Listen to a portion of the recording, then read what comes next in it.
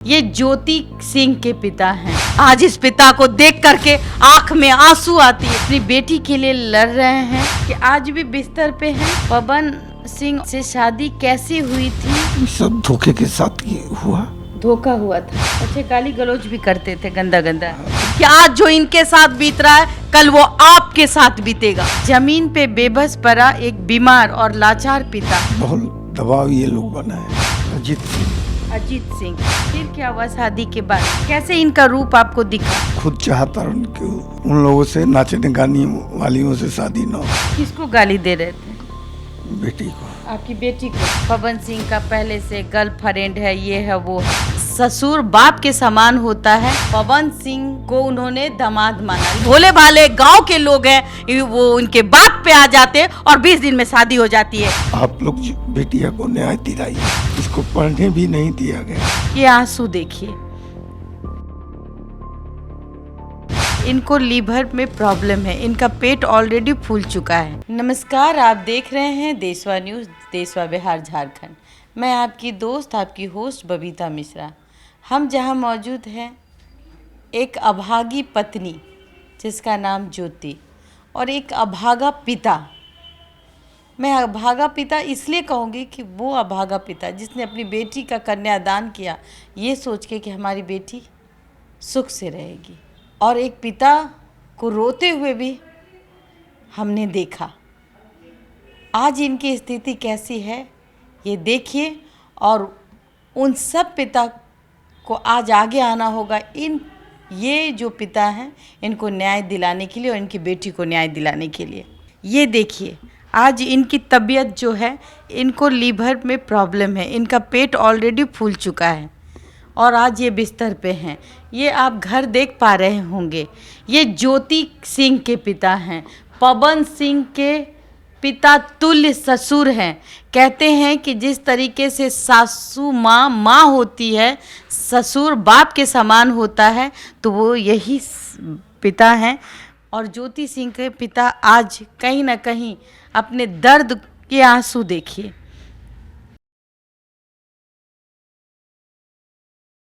बगैर पिता की बच्चियां अधूरी होती है, और ये पिता है कि देखिए कि आज भी बिस्तर पे हैं। और कहा जाए कि जमीन पे बेबस पड़ा एक बीमार और लाचार पिता। जो बीमारी इनकी है, इनका पेट पे पता चल रहा है कि इनको लीवर में प्रॉब्लम हो चुका है और बहुत ऐसी बीमारियां हैं। अब ये अपनी बेटी के लिए लड़ रहे हैं, आज भी ठीक होना चाहते हैं। ज्योति सिंह के पिता से मैं बात करती हूँ। कैसे हैं पापा जी आप? अस्वस्थ हो?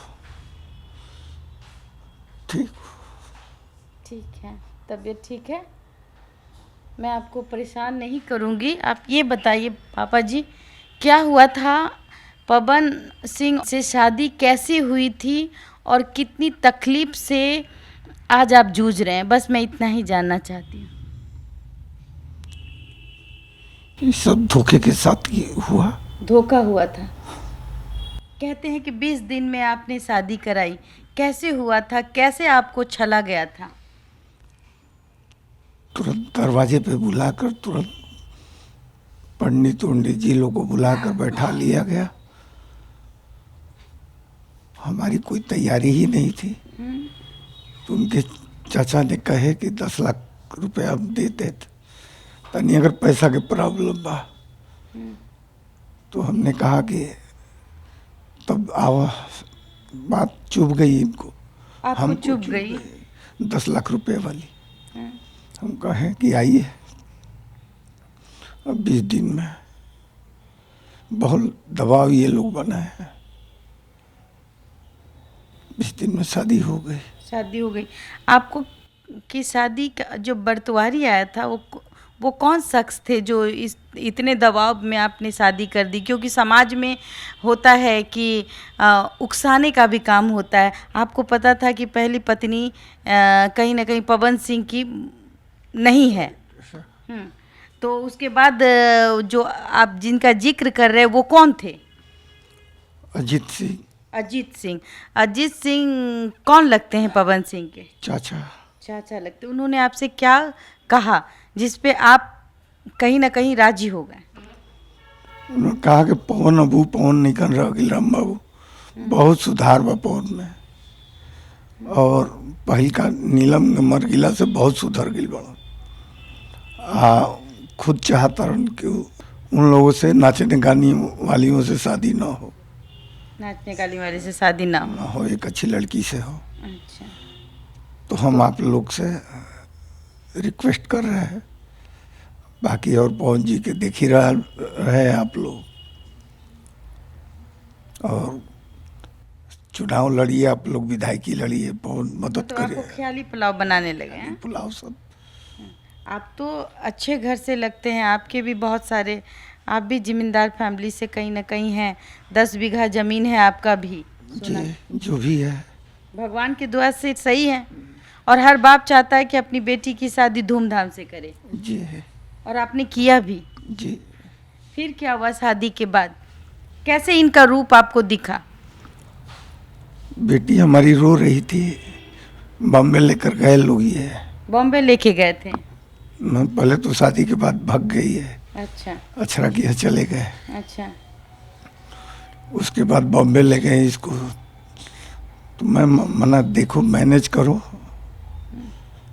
आपने कहा कि मैनेज करो, पति ये सुधर जाएगा। हाँ, हम बात कर रहे हैं उन लोगों से, बात उनके चाचा उचा से बता रहे थे अब किस तरह का हो रहा है।